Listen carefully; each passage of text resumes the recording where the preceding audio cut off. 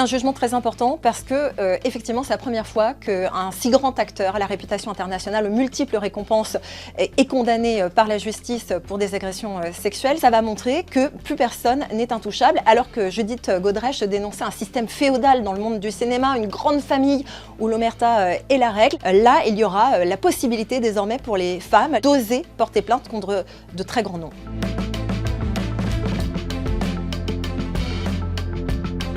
L'un des éléments importants dans ce procès, c'est qu'on a eu cette condamnation à 15 000 € d'amende pour Gérard Depardieu pour la victimisation secondaire, c'est-à-dire pour le traitement dont les plaignantes ont fait l'objet de la part de la défense. Jérémy Assous a eu des propos extrêmement virulents, il s'en est pris à ces femmes, à leurs avocates, il les a traitées d'hystériques, il s'est moqué de leur rire, de leur voix. Tout ça sont des éléments en fait de violence secondaire lors du processus judiciaire qui ont valu d'ailleurs à la France une condamnation auprès de la CEDH, la Cour européenne des droits de l'homme.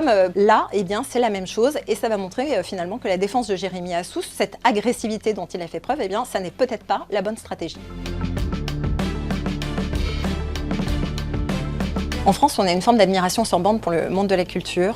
C'est un domaine absolument intouchable. Quand on demande est-ce qu'il faut séparer l'homme de l'artiste, eh bien la réponse finalement c'est non. Pourquoi faudrait-il séparer l'homme de l'artiste quand c'est précisément le statut d'artiste et en particulier la reconnaissance dont ils bénéficient dans certains cas qui leur permet de continuer à agir et de se comporter en monstre, en agresseur. Finalement, eh bien c'est précisément un système tout entier qui met sur des piédestals des personnalités dont on sait qu'elles sont problématiques, mais qu'on continue à faire tourner. Là, avec l'affaire Depardieu, ce qui va se passer, c'est que désormais, peut-être les productions vont se poser la question avant d'embaucher des personnalités à la réputation sulfureuse et vont se demander si c'est vraiment bien malin de commencer un film, d'investir énormément d'argent pour finalement un film qui sera peut-être jamais diffusé.